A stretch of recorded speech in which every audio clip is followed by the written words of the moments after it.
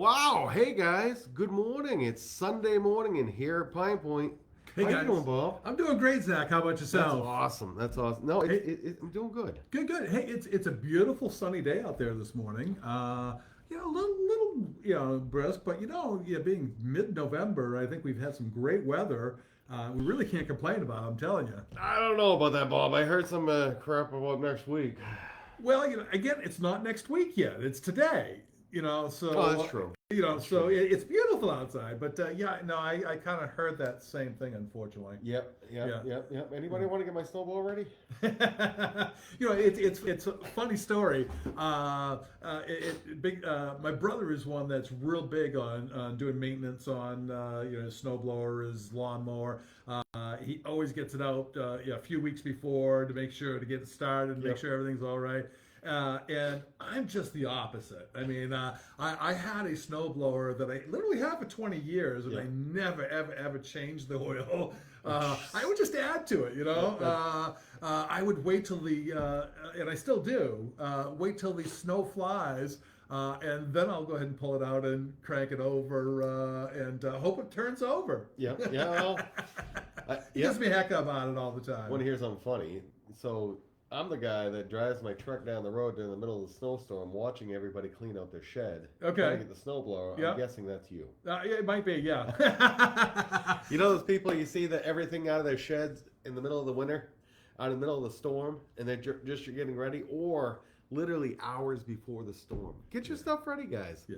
No. Thankfully, I've got my garage and I've got a room for it, so I can just pull it out. And I do have an electric start, thank God. So I just plug that baby in and just fire it up. Another quick funny story. I actually years ago I had gone to Chicago for a week for training, and during that time we got a big snowstorm, and Nancy had seen me out there snow blowing, and she always saw me plug it in to go ahead and get it started, right? Well, she didn't really put two and two together, and she's just snow blowing. She's going up and down the yard, and she's got this thing plugged in. People are looking at her kind of odd and things like that. And she happened to go out around the corner and unplugged it. It kept going. She says, "Wow, what the heck?" And realized what she had done, and of course, it's probably been 10 plus years now, and I've never let her down. Hey, that works. Yeah, that definitely works, guys. It's funny though. My brother finally got a snowblower. I've been telling him for years. I'm like, dude, that's rough on your back. That's rough. I know he has a small driveway, but as far as shoveling, yeah, it is rough on your back. Yeah, he's got a snowblower this year, so I'm sure he's excited to find out what it's like to have a snowblower. He will be, and he'll never be without one again. Oh, I'm sure. because I used to do the same thing when I was young. I figured, I don't need one of those things. God, I hate shoveling. Oh my gosh. I did it as a kid as one of those things you do to earn money, and I figured, hey, that's what you just do. We didn't have snowblowers back then. That's what I did. I shoveled a lot. Sure, it was tough. Yeah, absolutely. Well, hey guys, welcome to PinePoint Sunday show. We're still looking for a name for us. So if you have any ideas, shoot it to us in the comments, okay? We'd love to hear from you. We've got a couple ideas we've been bouncing around, but we haven't really not yet dug in on anything. No, we haven't got anything going yet. Yeah. So if you have ideas, let us know. Love to hear that. Absolutely. Well, hello, good morning, Nancy Davidson. Nancy's young. I was just talking about you. That's right. The last name throws me off. I'm like, yeah. Well, that's okay. She may be at home watching with the kids this morning. We had some of the grandkids over, so they may be tuning in. So if you guys are, hey guys, glad you could join in. So, weirdest thing happened last week. I know it's supposed to be No Shave November. Has anybody heard that anywhere?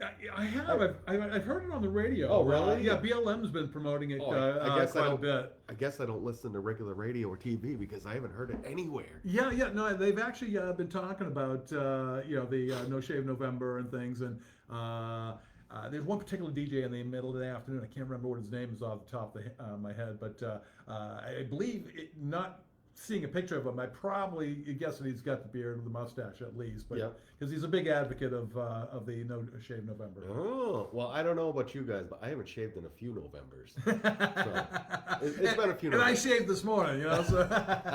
Well, the funny thing is, last weekend was so weird. I kept getting compliments about my beard. Yeah, yeah. It was Friday night, and quite literally, a guy yelled across the park. It's like, "Hey, guy! Hey, bro! Nice beard!" I'm like, "Thanks, bro." Then all of a sudden, not even an hour later, guys, "Hey, bro! Nice beard!" Yeah, yeah. And then, And you didn't put two and two together at this point. no, I'm like, I'm looking in the mirror. I'm like, "What's wrong with my beard? Is there something in there? Is there a bird growing in it? Who knows?" Did I leave some food? Yeah, I don't know what's going on. Does it really look good? I'm like, because I'm used to having a freaking mess. I'm like, believe it or not, it looks good right now, but it's hard to take care of. Yeah, yeah. There's a lot of work to it. There is a lot of work But to a beard. the worst part is the next day, me and my wife are at the mall shopping, and I swear to God, she's 16, but Kate's saying she's 19. This girl's like, oh my God, you got the most awesome beard. I'm like, I don't know who you're talking to, lady. I'm a scary man. You don't want to talk to me. Yeah, you know yeah. you know when they say don't talk to strangers? Don't talk to me. It's all good though. It's all good. It's all in his head, guys. But anyways, enough about the beard. It is No Shave November. Come on, bros, get some beard on. Yeah, there you go. I don't, because I have a CPAP that I wear at night, and and I know you do too. But I was gonna say, it really bothers me when I have even the stubble. It seems to drain out, and That's what all the men say. yeah. Oh, it's just too much. It's great. Yeah, not to mention the itching after about a week and a half. You've got to 2 get weeks. through that phase. Yeah, I used to have a beard. You gotta get through the phase. Mine was all like kind of a red. My dad was a redhead, so I had the red beard, Captain the Redbeard. the dark Arr. hair. It's kind of odd, Yep. odd pairing. But anyway, I think we have the October stats out this We week, do right? have the October stats, guys, and I don't say this very often lately in real estate, but from September to October, Maine's average price did drop. Yeah, Isn't that crazy? I saw that, and I was actually surprised at that a little bit. Yeah, no. So in September 24, Maine's average price was $408,500. So the median price, Median price, for the state, and this is Yep. for single family, guys. This isn't commercial. This isn't multi-families. This is not land. Right, and it's the various parts of the state combined together. So this one is the whole state combined together. And for September, the average price was $408,500. Well, this month it's only $395 wow, so on sale. So- Get so it what- while it doesn't last. went down by 18,000. 18,000. The average. That's why it's like, Wow. wow, That that's is crazy. quite a drop in 1 month. What do you Now- think might have So- attributed to that possibly? Well, the funny thing is too, though, in September, Maine had 1,430 sales, where in October we actually had more, 1,488. Don't get me wrong. I know that's not a huge but- plus, but it's still something. Yeah. It's crazy. Absolutely. Interesting. So more sales and lower price overall. Interesting. Yep. Okay. Yep. So what I like to go back to, the funny thing is what was it in 2019 before COVID hit? Yeah. And unfortunately, like I said, once we get past 2019, we're going to start to see the prices drop. But what's cool is once we hit 2025, we'll start to see 2020 numbers, and you'll get to see what the numbers went up to in COVID and see if they're actually falling now, which is pretty cool. I don't know about you, but watching these numbers, it helps me understand what's going on. And it tells a bigger story than what you hear on the news. Well, absolutely, and obviously in our industry, it's important that we stay on top of Yes. the numbers, so we have a better understanding as to what homes are going for, and we can better help advise our clients on what to sell their properties for, but also possibly what to offer when they're a buyer. Oh, for sure. Yeah. For sure. Because it's tough. Because especially when you talk to dad or grandpa, obviously they're going to say, "Oh, gee, I'm grown." It's like, you crazy? You're not going to pay that for that. I bought my house for $30,000. Right. I'm like that. I hear that every once in a while. I hear it all the time, Yeah. and it's like I get it. I get it. You paid a penny a gallon for gas, half a nickel for a gallon of milk. What do you want? It's tough. But that's always the case. Some old timers, Yeah. and I say old timers, I'm getting there. So, the old timers kind of stuck in their ways. But the weird thing is, like I said, going back to September, in 2019, September 2019, the average price in Maine was 227,000. Now, from September to October in 2019, it actually went down too. Really? Yeah. So I wonder if that's a correlation.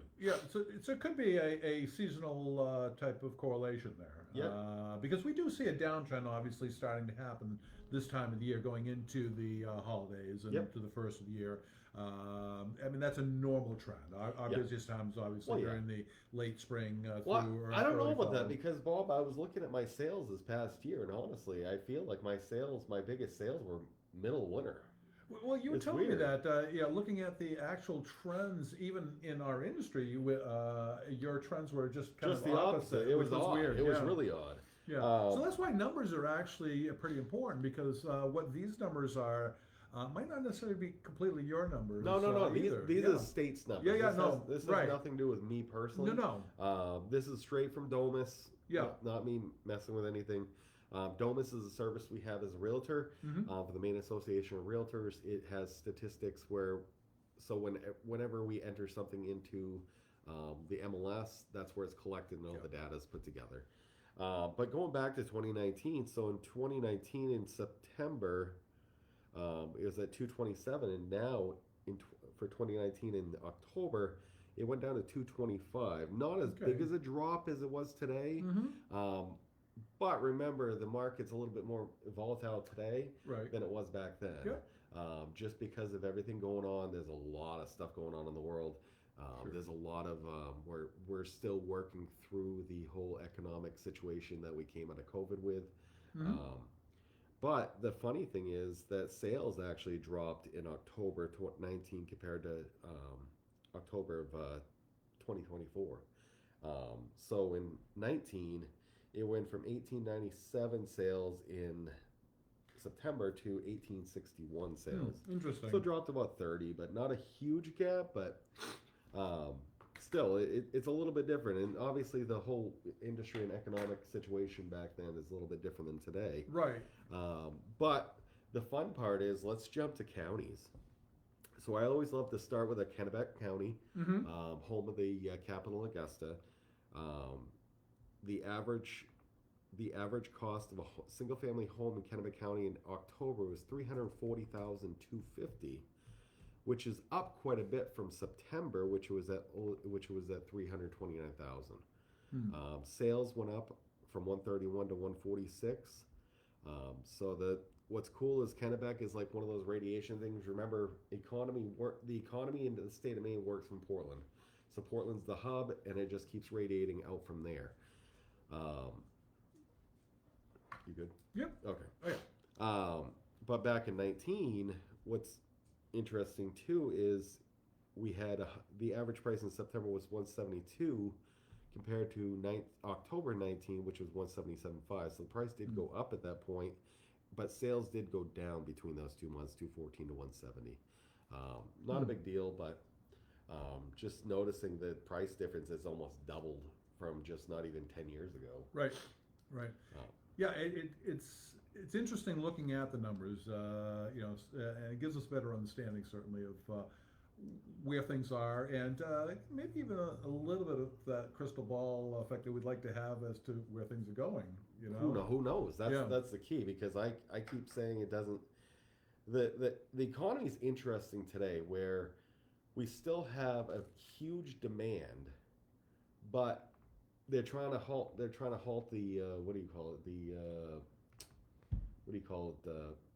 inflation. Yes. They're trying to halt the inflation, but it's tough, especially in the housing industry, because there's still not enough homes for everybody out there. Right.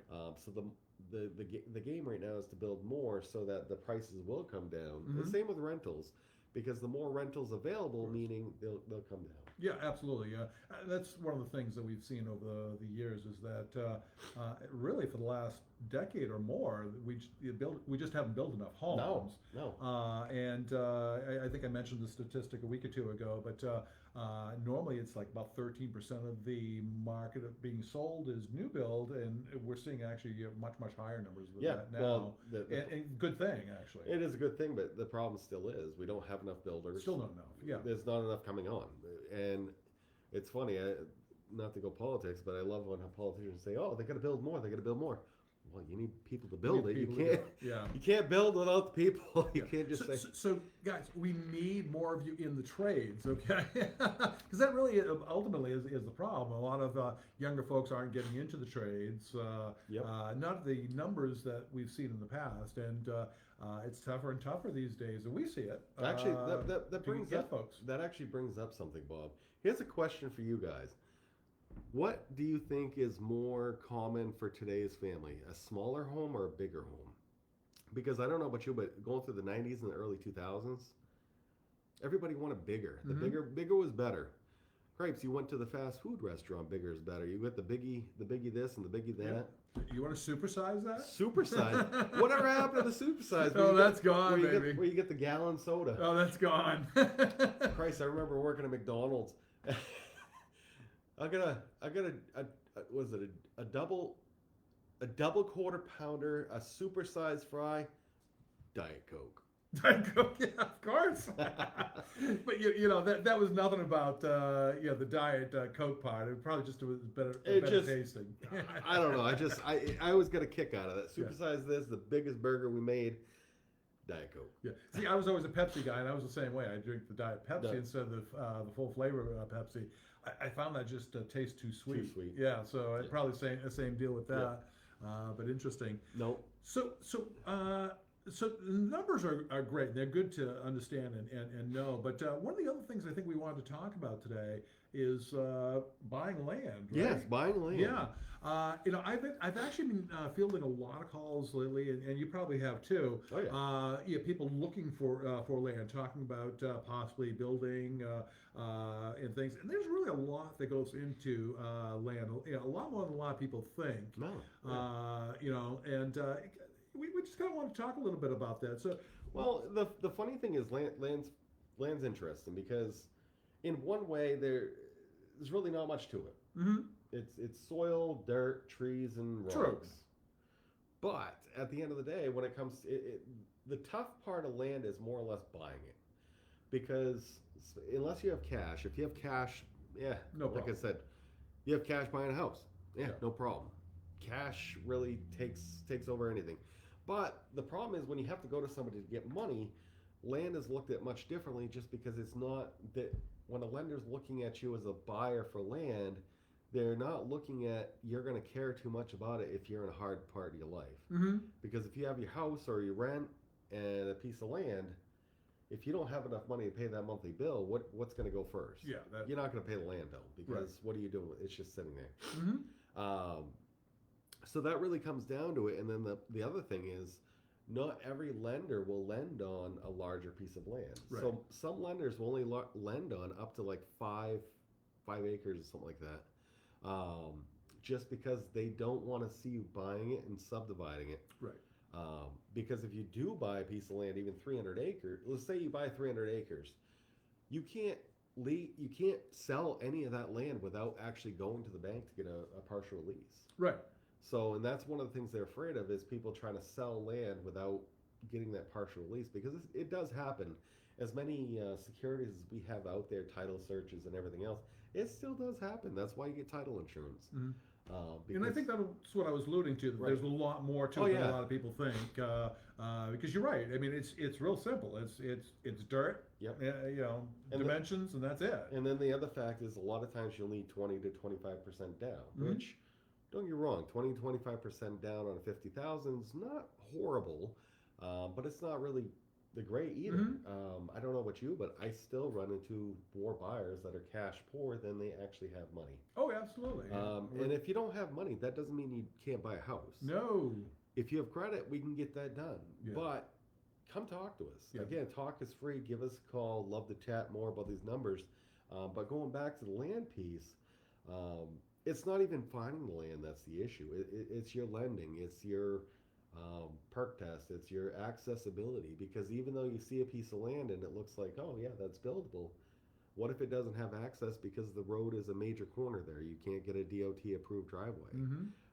Just ran into that the other day. I think we got it situated, but things like that, it happens all the time. Right, right. And then, like you mentioned the perk test, so, and So and perk so test- many other things that have to be done. So at the end of the day, unless it's protected land, if it's next to a river or something like that, unless it's protected land, everything's buildable. Mm-hmm. You can have a swamp, and it's buildable. Okay. Yep. Just so it goes back to our livable question the other day. What land is buildable? Every piece of land is buildable. It's just it's going to cost you more. Correct. So when you're looking at perk tests, a lot of things they're looking at is a specialist will go out, and I'm not a specialist, but I have been told go out with a shovel, take one scoop, and see if the water comes up. Okay. That's really the biggest piece they do is they take one scoop, one big scoop, pull it up, see if the water fills up the hole. Okay. If it doesn't fill up, you're good. Okay. And a lot of times you're going to look at the soils too. You're going to make sure it's not dense, hard Right. material. Now, if it's a soft kind of fluffy dirt, you're good. Okay. Or if it's sand's even better. Especially for so when they're looking at perk tests, remember they're not looking for your water. They're merely looking for your septic system, because they want to make sure that when they put a leach field in there, the water is going to drain out and not sit there and suffocate your system. Right. But going backwards, when you have somebody go out and look at the soil test, the cool thing is they don't just look at the dirt; they're looking at the vegetation too. Mm-hmm. And one of the things that my good buddy, what was his name? George Bukalis, good guy. Hey George, if you're out there, hope all's well. Love to see you again. But one of the things he taught me while we were out in the field is he looking at these different ferns. I'm like, I don't know the difference. I don't know about you, but I'm like just a big old kid getting me a stick, and I'm going to be starting to kind of whack 'em around. But they're looking at the different ferns, and I didn't realize there's different ferns for different things. They look all the same to me. Yeah. So I don't ask me about ferns. The untrained eye. Yeah. But to him, he can see what kind of ferns there. There's dry land ferns, wetland ferns, and certain ferns are going to grow in wetter areas than not. Sure. So that's visually they can kind of tell too. So visually they can walk out in the middle of the summer and they can say, hey, okay, this is how it is. And you can do a perk test in the middle of winter. Don't let anybody tell you otherwise. Okay. You can do it. It's a little bit different, but keep in mind they can't do it if there's no snow on the ground and it's been below freezing. If there's been a ton of snow on the ground, you can dig out the snow. That ground has not frozen underneath the snow, keep in mind, because the snow is actually insulating the warmth. Yep. So you can do a perk test in the middle of winter. I didn't know that until a few years ago. Well, it's been a few years. Yeah. But really what they're going out to is just basically digging a couple test pits, seeing for a good spot for your septic system or your leach field, not your tank, your leach field. Right. To see if the water is going to be able to get away and get out. Yep. And they're also looking at elevations, ups and downs, sloping, rolling hills, seeing what the best spot would be for it too. Mm-hmm. And taking consideration the building envelope. So when they say building envelope, that's where you could put your house, your septic tank, and your well. So everything has to go with the house. Right. Okay. All right. Interesting.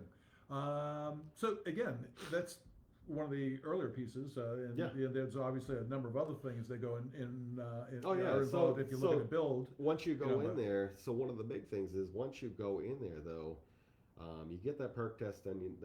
You want to make sure you can get a driveway in, make sure you have access to your lot. There are a lot of lots in Maine. Just because you have land doesn't mean that anybody around you has to give you access to your land. Mm-hmm. It's not. I'm sure a lawyer would help you, but just keep that in mind. When you get the land, you want to make sure there's proper access to it, whether it's a right-of-way easement, and understanding the easements. If you own land that somebody has a right-of-way through, keep in mind that's pretty much land you can't touch. Mm-hmm. They can take care of it. They can go through it, or whatever the agreement is. Yeah. Don't go against any agreements if you have an agreement. Correct. I'm not an attorney. I'm not going to give you advice for that. But the other thing is looking at your access. So looking at the access road to the property, making sure it's not a major highway, major turns. So talking to your town CEO is a big help in making sure you talk to them to see what they're going to require. If you because each town can be different. Yeah, very quite different. You have some towns that, oh, you want to build, yeah, whatever. Yeah, exactly. And then you have some towns that, well, did you move a speck? Yeah. Did you touch that ant? Because you need a permit to remove the ant. Yeah. It's true. Funny story. I was actually looking at a property. I won't say what town it was in, but I was looking at a property with a gentleman and calling the town code enforcement to get some information as far as building codes and setbacks and various things like that. And the response I got actually gave me a chuckle. He said, "There's a lot of folks who live out in the woods out there, and as long as I don't get a complaint, I don't care." He says, "I haven't got time to go running out there." And Fozzie's gonna say hi to guys. Good Say, morning. "Hey, Foz." You wanna say hi, Fozzie? This is what I get for a response or a welcome each time I come into the office. Good old Foz. Yep. Likes to be with us while we're doing things. Yep. But no, like I said, land is an interesting character, and honestly, every town is so different in Maine. Yeah. As you go further north, you're going to find a lot of times that they just don't care as much. But like I said, don't take my word for it. Right. Every town is very different. Yes, some very, very, very particular.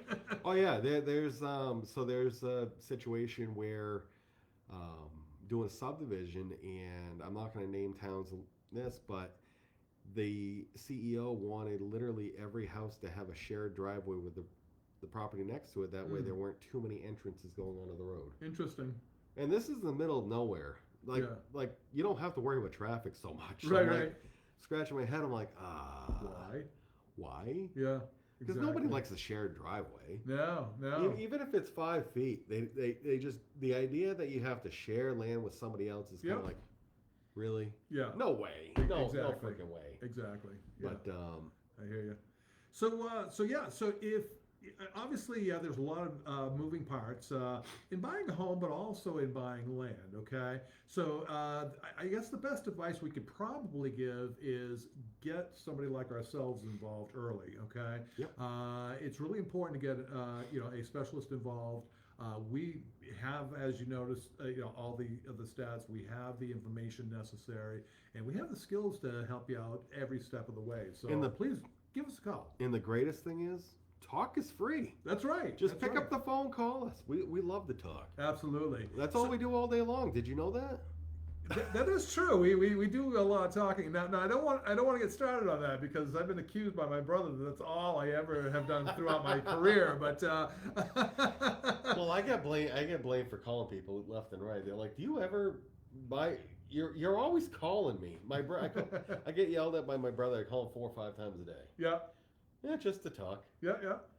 Nothing else to do. Yeah. Hey, nothing wrong with that. Especially when you're close with your family, right? But guess what else is coming up? What's that? The Turkey Day. It is coming up. Turkey Day is Thanksgiving's coming up. Is it next Thursday or the Thursday after? I think it's the Thursday after. Hold on here. It is the Thursday after. Yeah, I think it's the Thursday after. So, guys, I know we screwed up last week, but we are doing one more giveaway this month. And it's not today. It's not today. Next weekend, though, we're going to be giving away a Thanksgiving special. You got to be there. You want to know who wins? Make sure you show up. We're going to be drawing for our next Thanksgiving special next Sunday. Not sure what our topic is next Sunday, but if you have a topic that you want to hear us talk about, let us know. Let us know for sure. We'd love to talk about anything. Let us know. And if you are interested in getting your name into that drawing next week, you need to give one of us here at PinePoint a call. So we can go ahead and talk to you about how to do that. Hey, okay? Hey. Well, what? Yeah, call a PinePoint agent. Bob is going to break the rules. The first rule of PinePoint Club, PinePoint Prize Club, is don't talk about PinePoint Prize Club. Oh, okay. So tune in next Sunday. Fight Club. I'm just kidding, guys. Anyways, yeah, if you want to get in on the drawing, call a PinePoint agent. Yes. Chat with them, see what the details are. Absolutely. Love to chat with you. I'm sure they love to hear from you too. Quick and easy to get in. And if there's any topics you want to hear more about, I hope you learned something today here about land. There's still a lot more to it. That's what we're here for. We're here to guide you through the process of buying and selling. And there's a lot of things that can come up. Don't get me wrong. Every deal can be smooth and no issues whatsoever. But when issues do arise, you definitely want us in your back pocket. Absolutely. We're here to help you get through those tough times. Absolutely. Absolutely. So again, what is it we need to do for the prize club? Call an agent. Call an agent, guys. Call an agent. Hey, till next Sunday, I guess, huh? Yeah, till next Sunday. Expect an amazing day, guys. Hope you have a good one, guys. Take care.